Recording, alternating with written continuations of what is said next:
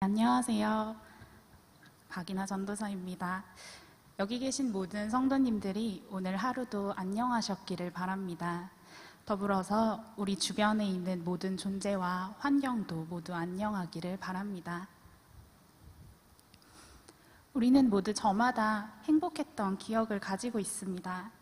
성도님들은 언제 가장 행복하셨나요? 여러 가지 기억들이 있으실 것 같지만 그래도 한두 가지 꼽아보셨으면 합니다. 저도 준비하면서 꼽아봤는데요. 기억들을 추리면서 발견한 게 하나 있는데 나의 행복은 나 혼자만의 기억이 아니라는 것이었습니다. 제가 가장 행복한 순간에는 항상 제가 사랑하던 사람들이 있었더라고요. 제가 중학생 때 도덕이라는 과목의 수행평가 숙제가 있었습니다.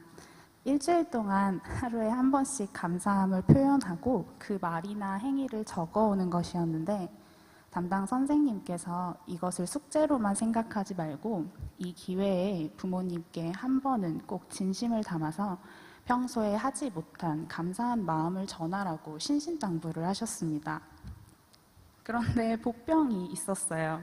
제가 의외로 가족 기념일도 굉장히 잘 챙기고 평소에 손편지도 많이 쓰던 편이라서 선생님이 예로 들어주신 것들에서는 안 해본 것들이 없는 거예요. 그래서 제가 선택한 것은 현실이 아니라 드라마에서나 나올 법한 멋있고 감동적이고 또 오글거리는 말 한마디였습니다. 준비를 하다 보니까 되게 또 잘하고 싶은 욕심이 생겨서 일주일 동안 연습도 정말 열심히 했습니다. 언제 말하는 게 가장 감동적일까? 아침일까? 아니면 잠자기 전일까? 혼자서 얼마나 부모님 눈치를 봤는지 모릅니다.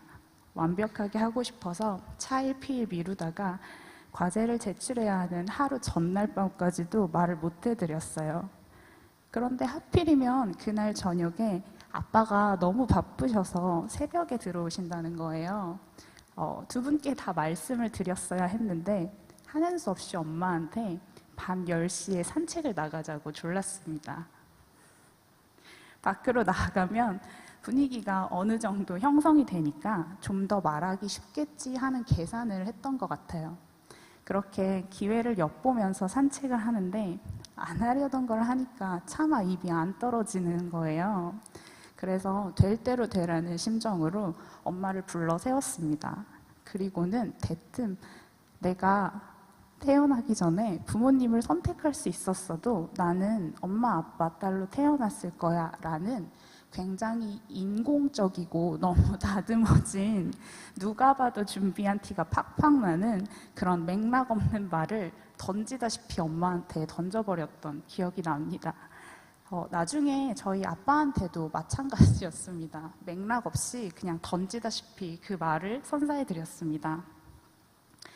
그 말을 머릿속에서 되뇌일 때랑 실제로 내뱉고 난 후에 제 마음은 예상한 것과는 차이가 있었습니다. 항상 생각할 때마다 제가 생각한 것보다 긴 여운이 남는 것이었습니다. 그 말을 들은 왜 그럴까 생각해 보았는데 그것은 그 말을 들은 부모님의 눈빛이 함께 기억이 나기 때문이라고 결론을 내렸습니다. 그때부터 저는 행복은 눈만 보아도 알 수 있는 것이라고 마음은 전하는 것만으로도 행복할 수 있다는 생각을 하고는 합니다.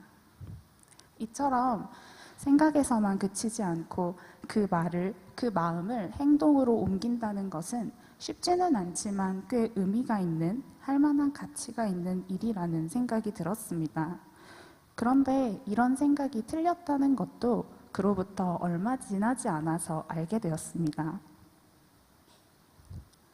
마음을 표현한다는 것은 할 만한 일이 아니라 꼭 해야만 일이라는 것을 바로 오늘 우리가 함께 읽은 누가복음의 예수님께서 알려주셨기 때문입니다. 오늘 우리가 읽은 본문은 누가복음 중에서 예수님의 평지설교의 마지막에 해당하는 부분입니다. 평지설교를 하시는 예수님은 우리가 평소에 잘 아는 예수님의 모습을 담고 있습니다. 예수님께서는 평지라는 특정한 장소에서 자신의 말씀을 듣기 위해 질병을 치료받기 위해 모이는 많은 사람들을 치유해 주십니다. 그리고 12명의 제자들과 거기에 모인 많은 사람들을 향해 제자가 된다는 것은 무엇인지, 제자는 무엇을 해야 하는 사람인지에 대한 말씀을 선포하십니다. 누가복음의 평지설교는 보통 마태복음의 산상설교와 비교하며 읽기도 하는데요. 평지설교는 비교적 짧은 설교였다는 것을 알 수 있습니다. 평지설교는 보통 크게 네 부분으로 나눕니다. 예수님께서 평지에서 설교하심을 알려주는 17절에서 19절, 가난한 자들에 대한 4가지 축복과 부자들에 대한 4가지의 저주를 선언하는 20절에서 26절, 보복하지 않고 보상을 바라지 않고 정죄하지 않는 기독교적인 사랑에 대해 설명하는 27절에서 38절, 비유를 통해 설교하는 39절에서 49절로 구성되어져 있습니다. 오늘 본문은 평지 설교의 마지막 부분인 비유 설교 중에서도 마지막 부분에 속해 있습니다. 예수님의 제자가 되어서 제자의 삶을 살아간다는 것은 어떤 것일까요? 예수님 안에서 우리들의 삶은 어떻게 바로 서야 하는 걸까요? 우리가 사는 이 세상은 크게 2가지 영역으로 나누어서 생각해 볼 수 있습니다. 눈에 보이는 영역과 보이지 않는 영역입니다. 독일의 18세기 철학자 게오르크 헤겔은 눈에 보이지 않는 영역을 상부 구조로, 눈에 보이는 영역을 하부 구조로 분리해 보았습니다. 헤겔은 상부 구조의 가치들이 하부 구조의 가치들을 결정한다고 생각했습니다. 철학, 종교, 문화와 같은 가치들이 경제적이나 사회적인 관계의 존재적 인간을 결정한다고 본 것입니다. 그런데 이를 뒤집어서 본 학자들도 있습니다. 생산 방식과 생산력 같이 우리가 먹고 살아가는데 직접적으로 영향을 주는 하부 구조가 법과 제도, 정치, 철학과 같은 사고 방식을 뜻하는 상부 구조를 좌우한다는 것입니다. 우리들의 생각은 어떤가요? 보이는 영역이 보이지 않는 영역을 좌우할까요? 아니면 그 반대일까요? 무엇이 우리의 삶을 지금 이 자리로 이끈 것일까요? 우리는 여기에 대해 간단하게 대답할 수 있습니다. 행복을 꿈꾸다 보니 라고 말입니다. 그런데 언제부턴가 우리는 자본과 행복을 같은 것으로 생각하게 되었습니다. 큰 자본을 내고 산 행복은 큰 행복이고 적은 자본만으로 살 수 있는 행복은 작은 행복이라고. 자본 없이 구할 수 있는 것들은 아주 당연한 것이어서 행복이라는 이름조차 붙여지지 않을 때가 많습니다. 이런 시대의 분위기 속에서 우리는 자본을 구하기 위해 최선을 다하게 됩니다. 이렇게 잠을 쪼개서 가족과 함께하는 시간을 포기하면서까지 다른 사람들과 치열하게 경쟁해야만 하는 이유도, 수고와 고생에 대한 결과를 내가 조금 더 챙기고 싶다는 생각이 드는 이유도 겉보기에는 다를지 모르지만 마음속 깊은 이유는 하나일 것입니다. 바로 행복해지고 싶기 때문입니다. 아니, 더 깊은 이유는 어쩌면 나는 아무래도 좋으니 내 가족, 내가 사랑하는 사람이 나보다 더 행복해지기를 바라는 마음일 것입니다. 그 사람이 행복하면 나도 행복하기 때문입니다. 이런 이타적인 마음은 나에게 이 세상을 버틸 힘을 선사해 줍니다. 그런데 놀랍게도 나의 이 이타적인 사랑이 쌓이게 되면 그 마음들은 다시 모여 세상을 향한 이기적인 마음으로 변한다는 것입니다. 그렇게 나는 찔러도 피 한 방울 안 나올 것 같은 냉혈한으로서 이 세상을 무자비하게 만드는 데 일조하게 됩니다. 나와 가족을 향한 그 이타적이고도 헌신적인 마음들이 이 세상의 행복과 비애감을 한쪽으로 기울어지게 만들어버리고 만 것입니다. 우리는 그렇게 괴로우면서도 행복한, 이타적이면서도 이기적인 모순된 삶을 살아가고 있습니다. 우리는 역사를 통해 혹은 성서를 통해서 다양한 시대들을 바라보아 왔습니다. 시대마다 다른 모습들을 보이지만 어느 시대에나 변함없이 사람들이 공동체를 형성해서 살아가는 곳에는 그들 간의 계층이 존재했습니다. 성서에서도 오랜 기간 동안 시대적 약자들을 향한 이야기를 해왔습니다. 성경은 그 다른 시대들의 다양한 해결책을 제시하고자 하는 노력을 담고 있는 책이기도 합니다. 우리가 잘 알고 있는 고아와 과부를 향한 이야기들, 혹은 가난한 자들을 향한 공감과 관심을 거두지 않고 그들을 향한 배려를 독려하고 있는 구절들은 성경에서 쉽게 찾아볼 수 있습니다. 특히 누가복음은 이방인의 복음이라는 별명을 가지고 있는 성경입니다. 복음서 가운데 유일하게 이방인이었던 사람이 쓴 책이기 때문인지 누가복음의 시선이 자연스럽게 이방인, 소외된 자, 가난한 자, 어린이, 그리고 여자 등 당시의 비주류 계층을 비추고 있는 것은 누가복음의 하나의 특징으로 평가받고 있습니다. 누가복음의 예수님은 유대인을 위한 예수님이 아니라 모든 이들을 위한 분이셨습니다. 예수님은 당시 사회적 약자였던 이들에게 그 누구보다 따뜻하게 다가가셔서 손을 내밀어 주시고 그들의 눈물을 닦아주셨습니다. 그들의 슬픔에 함께 하시고 그들의 기쁨과 함께 하셨습니다. 존재 자체로 그들을 소중하게 여겨주신 것입니다. 예수님께서 공생애를 처음 시작하셨을 때 가장 먼저 선포하신 말씀도 이와 결을 함께 합니다. 누가복음 4장 18절 19절의 말씀을 제가 읽어보겠습니다. 주의 성령이 내게 임하셨으니 이는 가난한 자에게 복음을 전하게 하시려고 내게 기름을 부으시고 나를 보내사 포로된 자에게 자유를, 눈먼 자에게 다시 보게 함을 전파하며 눌린 자를 자유롭게 하고 주의 은혜의 해를 전파하게 하려 하심이라 하였더라. 아멘.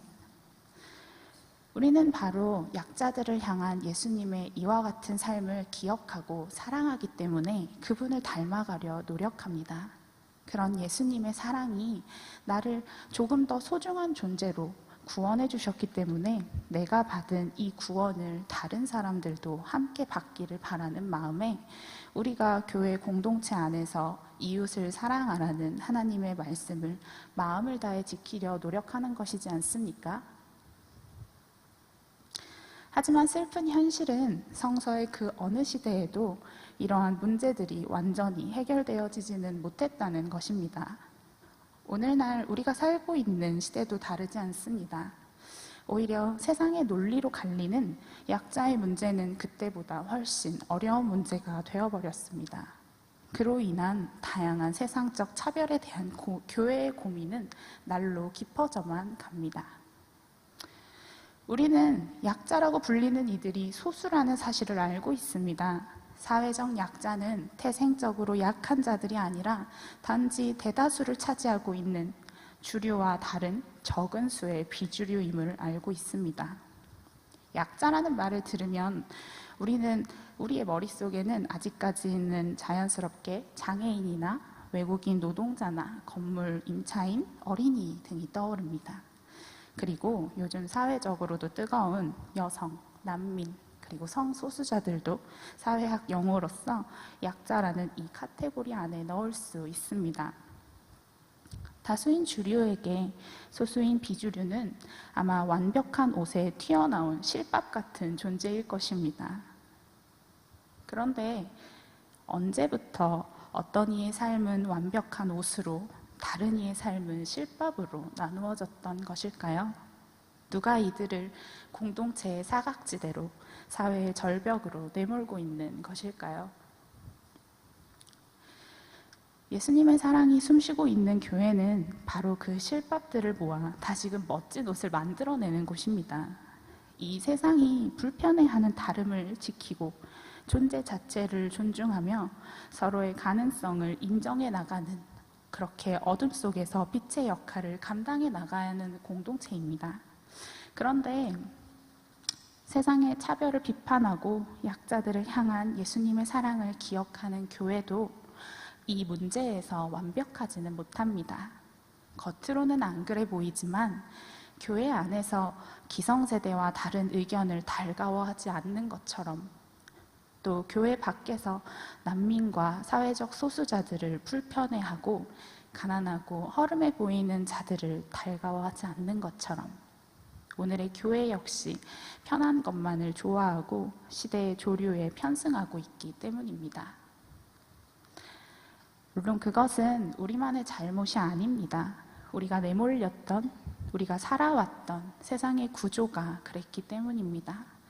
끊임없는 경쟁의 구도 속에서 짓밟힌 다른 이가 흘린 눈물이 그를 짓밟은 나의 삶은 행복으로 피어나고, 다른 이보다 내가 더 나은 존재임을 증명해야만 나의 행복을 뺏기지 않았기 때문입니다. 그렇습니다. 우리는 삶의 매 순간을 누군가의 희생으로 운영해 왔음을 절감합니다.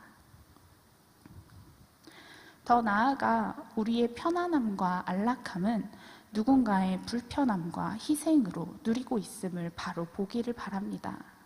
소소한 일상의 끝에는 절박한 희생이 있다는 사실을, 사소한 편리함의 끝에는 누군가가 당한 착취가 있다는 사실 말입니다.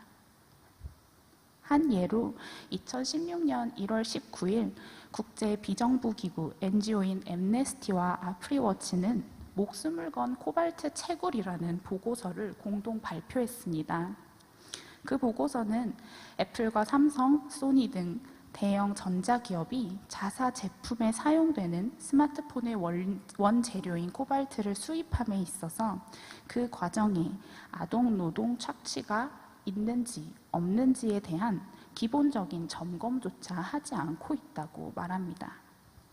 콩고 민주공화국은 세계 코발트 생산량의 최소 50% 이상을 차지하고 있습니다. 코발트를 매입하는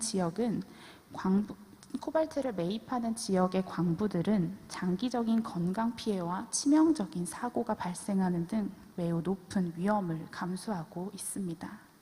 2014년 9월부터 2015년 12월까지 1년 3개월에만 콩고 남부 지역에 최소 80명이 넘는 광부들이 지하 탄광에서 목숨을 잃었다고 합니다. 대부분의 사고는 알려지지 않은 채 무마되고 시신은 무너진 잔해 속에 방치되기 때문에 실제 사망자의 수는 알 수 없는 것이 현실이라고 합니다. 대다수의 광부들이 폐질환 또는 피부염으로부터 보호할 장갑이나 작업복, 마스크와 같은 가장 기본적인 보호 장비조차도 없이 매일 장시간 일하고 있다는 점도 문제였습니다. 가장 심각한 것은 10대의 어린이들이 광산에서 하루에 12시간 이상을 일하고 2달러만을 받으며 생활을 영위해 나간다는 것이었습니다. 우리나라 돈으로 2,200원 정도의 가격입니다. 유니세프는 2014년 콩고 남부 전역의 어린이 약 4만 명이 코발트 광산에서 일했다고 말하기도 했습니다. 세계에서 가장 부유하고 혁신적이라 꼽히는 기업들이 부품 자재의 원산지를 공개하지도 않고 최첨단 장치를 판매할 수 있다는 것은 디지털 시대의 커다란 모순이 아닐 수 없습니다. 사랑하는 성도 여러분, 지금까지 나눈 이야기들을 우리는 몰랐습니까? 아니요, 우리는 알았습니다. 정확한 실태나 숫자는 몰라도 전 세계에서 이렇게 생각하는 것만으로도 마음이 힘들어지는 비인간적인 착취가 만연하다는 사실을 우리는 알고 있습니다.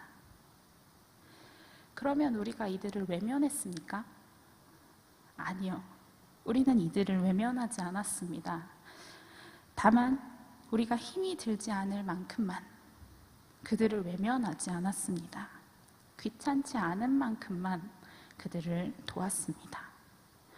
그들의 희생으로 인해 누리는 편안한 생활에 미안한 마음은 들지만 딱 거기까지. 인권이 보장되지 않는 그들의 삶에 눈물이 나지만 딱 거기까지였던 것입니다. 이런 우리의 모습이 예수님께서 몸소 우리에게 보여주신 모습일까요? 우리가 이타적인 타성에 젖어 날마다 주여 주여 부르짖기는 하지만 그동안 해왔던 것들로만, 나에게 편한 것들로만 예수님의 삶을 선택적으로 행하고 있는 것은 아닌지 우리의 모습을 돌이켜 생각해 보아야 하겠습니다.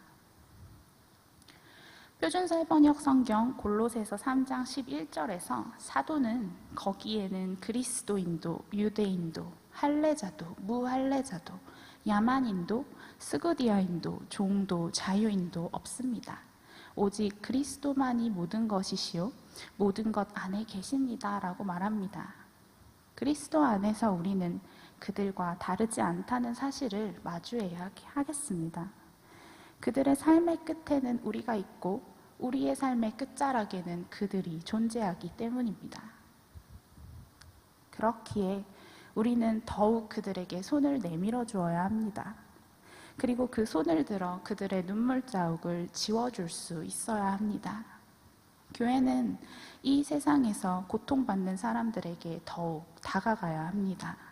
그렇게 그리스도인들은 따뜻함을 뻗들이며 예수님의 향기를 곳곳마다 뿌리며 다녀야 합니다.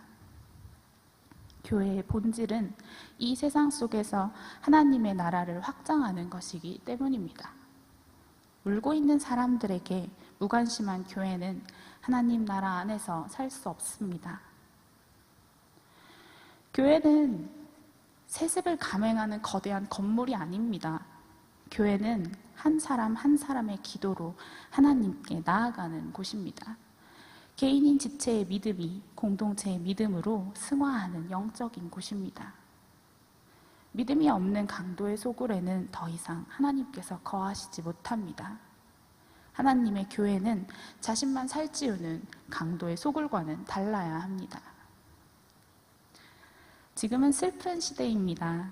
이 세대는 역사에 다시 없을 풍요로운 시대 속에 살고 있지만 영적으로는 가장 빈곤한 시간을 보내고 있습니다. 눈에 보이는 화려함에 속아 내 영혼에 임하는 하나님의 평강은 무시해버리는 추운 시대 속에 우리가 살고 있습니다. 추운 겨울날 저체온으로 몸이 얼어가고 정신이 아득해지는 사람이 있다고 생각해 봅시다.